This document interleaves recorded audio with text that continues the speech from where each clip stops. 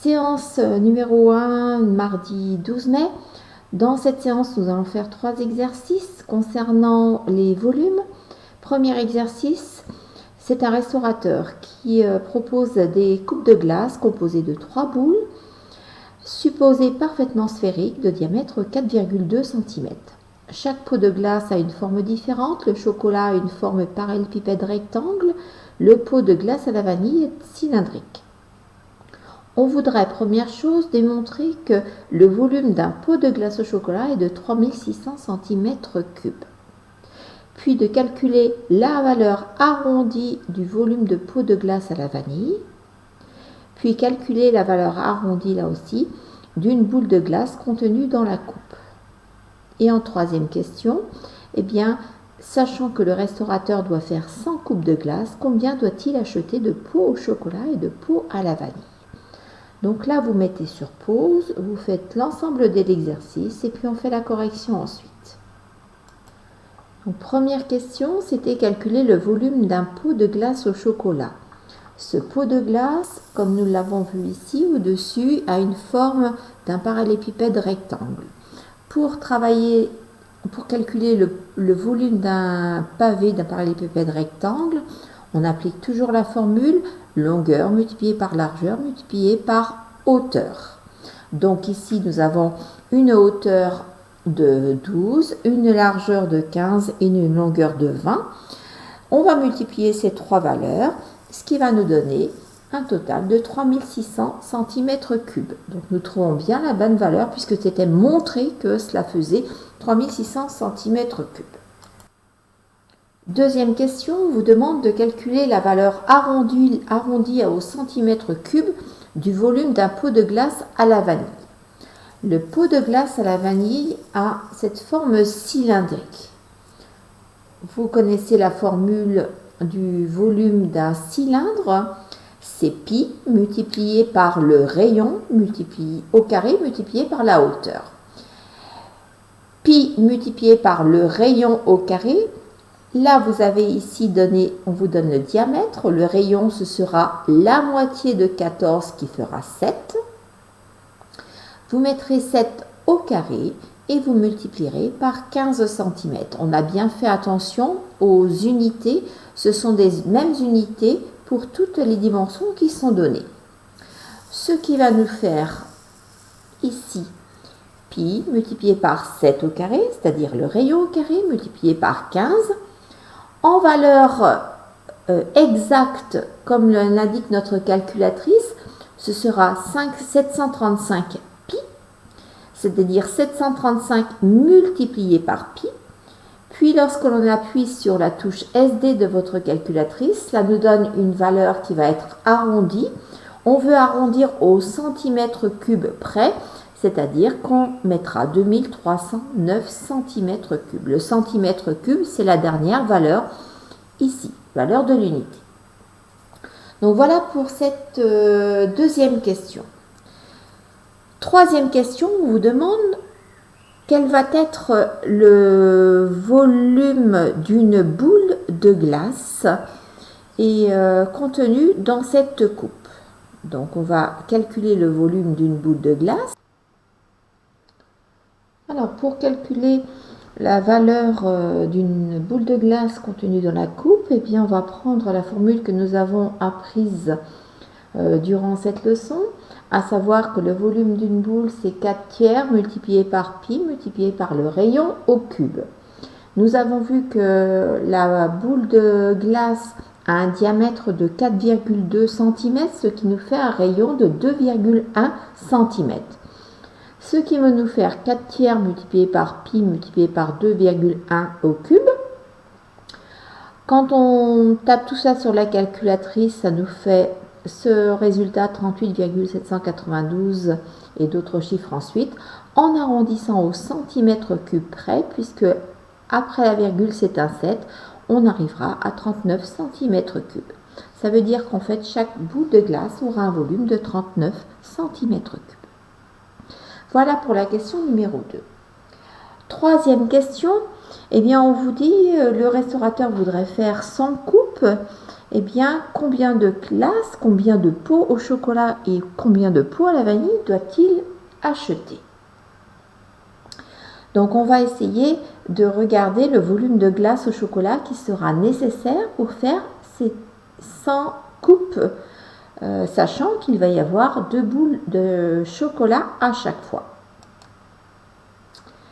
Le volume d'une boule, quel que soit le parfum, sera toujours de 39 cm3. Sachant qu'il y a 2 boules de chocolat, on fera 39 multiplié par 2 pour le volume de chocolat pour une coupe. Il veut faire 100 coupes, donc on multipliera par 100. 39 multiplié par 2 multiplié par 100, ce qui nous fait 7800 cm3. Voilà le volume de chocolat nécessaire. Le volume d'une boîte de chocolat, nous l'avions calculé au-dessus. On y revient, c'était 3600. Donc on va pouvoir savoir que 7800 divisé par 3600, qui est le volume d'une boîte, cela fera 2,2 boîtes. Alors bien sûr, il ne va pas acheter 2,2 boîtes. Il achètera une boîte supplémentaire, c'est-à-dire 3 boîtes, 3 pots de glace au chocolat. Quant à la glace à la vanille, eh bien là, il n'y a à chaque fois dans chaque coupe qu'une seule une seule boule de glace à la vanille. Il veut faire 100 coupes, donc 39 qui est le volume d'une glace, d'une boule, multiplié par les 100 coupes. Il aura besoin de 3900 cm3 de glace à la vanille. Sachant que le volume d'un pot de glace à la vanille, nous l'avions vu précédemment, 2309 cm3, eh bien 3900 divisé par 2309, ça lui donnera 1,7 pots de glace à la vanille. C'est-à-dire, là encore, il va acheter 2 pots de glace à la vanille. Donc voilà pour ce premier exercice. Nous allons passer au second exercice. Alors, second exercice, encore un exercice très concret, où là, c'est un vendeur de bains moussants qui souhaite faire des coffrets pour les fêtes de fin d'année. En plus du traditionnel pavé moussant, il veut positionner par-dessus une pyramide moussante. C'est-à-dire, le pavé moussant, c'est celui-ci, la pyramide, et il veut en fait faire ce genre de construction. On vous donne les différentes dimensions de la pyramide ainsi que du pavé. On vous rappelle aussi les formules des volumes pyramide et pavé. Et on vous demande premièrement de calculer le volume d'un pavé moussant, de montrer, donc vous devez trouver absolument le bon résultat, montrer que le volume d'une pyramide moussante est égal à 4 centières multiplié par H, cm3, sachant qu'ici, eh bien, H, on n'a pas la donnée de la hauteur tout de suite. Et puis ensuite, eh bien, en déduire cette hauteur qu'il faut à une pyramide pour qu'elle ait le même volume qu'un pavé. Voilà, donc vous mettez en pause et vous faites cet exercice. Alors, volume du pavé. Volume d'un pavé, il faut que vous connaissiez vraiment par cœur cette formule. C'est longueur fois largeur fois hauteur. Nous l'avons vu tout à l'heure. Ce qui va nous faire 20 fois 20 fois 8. Là, on fait attention aussi à tout ce qui est centimètres. Ce sont exactement les mêmes unités. Le produit de ces trois valeurs nous donnera 3200 cm3. Donc, un pavé moussant a comme volume 3200 cm3. Deuxième question, vous demandez calculer le volume ou montrer que le volume de la pyramide était égal à 4 centières multiplié par H. Donc là, on reprend si on ne sait plus le volume d'une pyramide. Une pyramide, on calcule toujours l'aire de sa base. Alors la base, elle peut varier selon le type de pyramide que vous avez, multiplié par la hauteur ici, puis ensuite divisé par 3. Donc là, on va reprendre l'aire de la base. Ici, nous avons une base qui est un carré. Donc nous allons faire 20 multiplié par 20. multiplié par la hauteur que l'on ne connaît pas, puis divisé par 3. 20 multiplié par 20, ça fait 400. 400 divisé par 3 et multiplié par h, ce qui nous fait bien le résultat que l'on devait trouver. On devait montrer que c'était ce volume-là. Troisième et dernière question, en déduire la hauteur qu'il faut à cette pyramide pour qu'elle ait le même volume qu'un pavé. Donc là, on est dans une situation d'équation, même volume que. On va reprendre le volume de la pyramide. Tout à l'heure, le volume de pyramide, nous avons trouvé 400 tiers multiplié par h. Le volume du pavé, 3200. Donc, il faut que le volume de la pyramide soit égal au volume du pavé. Donc, ça, 400 tiers multiplié par h égale 3200. Là, c'est une équation à une inconnue, le h. On va pouvoir faire le produit en croix, à savoir qu'on a 3200 multiplié par 3 égale 400h multiplié par 1. Ici, c'est un sous-entendu. Donc, 400h égale 3 fois 3200. 3 fois 3200, 9600. Si 400 multiplié par h égale 3600, h vaudra 3600 divisé par 400, et ce qui nous donne 24. Ça veut dire que la hauteur de la pyramide sera de 24 cm pour qu'elle ait exactement le même volume que le pavé moussant. Donc voilà pour l'exercice numéro 2. Nous allons passer à l'exercice numéro 3. Exercice numéro 3, encore quelque chose de concret. Flora fait des bracelets avec de la pâte à modeler. Ils sont tous constitués de 8 perles rondes et de 4 perles longues. Cette pâte à modeler s'achète par blocs qui ont tous la forme d'un pavé, comme ceci, de 6 cm sur 6 et de 2 en hauteur. La pâte peut se pétrir à volonté et durcir ensuite à la cuisson. C'est ce qu'on appelle la pâte fimo. Donc vous avez quelques informations sur les perles. La perle ronde aura un diamètre de 8 mm. Attention, ce sont des millimètres ici. Et la perle longue aura aussi un diamètre de 8 mm, mais une hauteur de 16. Flora achète 2 blocs de pâte à modeler, un bloc bleu pour faire les perles rondes et un bloc blanc de pâte blanche pour faire les perles longues. Le but, c'est de savoir combien de bracelets peut-elle ainsi réaliser. Donc, vous réfléchissez, vous faites l'exercice et on regarde ensuite la correction. Première étape, il va falloir calculer le volume du pavé de pâte à modeler. Chaque pavé aura, quelle que soit la couleur, aura exactement le même volume. Volume d'un pavé, nous l'avons déjà vu dans les 2 exercices précédents, hauteur, largeur, longueur. Ici, notre pavé avait une hauteur de 2, une largeur et une longueur de 6.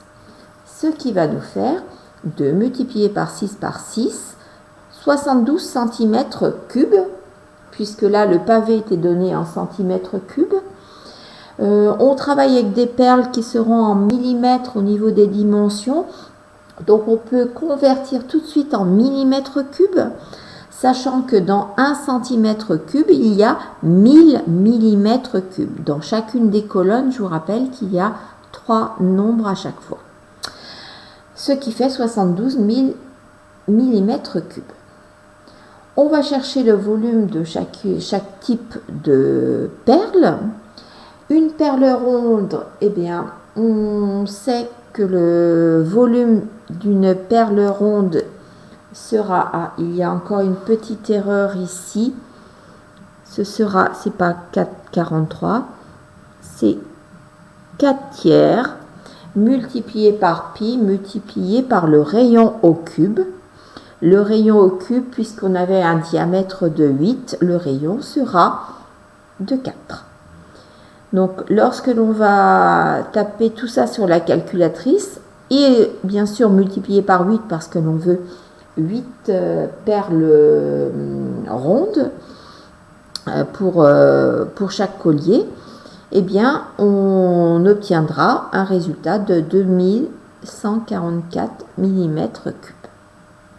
Donc voilà pour le volume de 8 perles rondes. Volume de 4 perles rondes. Volume de 4 perles rondes, donc 4 perles, donc 4 fois le volume. Ici, c'est pi multiplié par r au carré, qui est le volume, qui est l'air d'une base ici, multiplié par la hauteur qui fait 16. L'ensemble faisant 3217 mm3. Alors maintenant, pour calculer le nombre de bracelets, eh bien, qu'on peut réaliser, on va voir par exemple le nombre de perles longues. Nombre de perles longues, sachant que le volume par bracelet avec les nombres de perles longues, c'est 3217, et que le volume d'un pavé de pâte à modeler, peu importe la couleur, est de 72 mm3, 72 000 mm3, eh bien, en divisant le volume d'un pavé par le volume de 4 perles rondes, on trouve 22 bracelets possibles.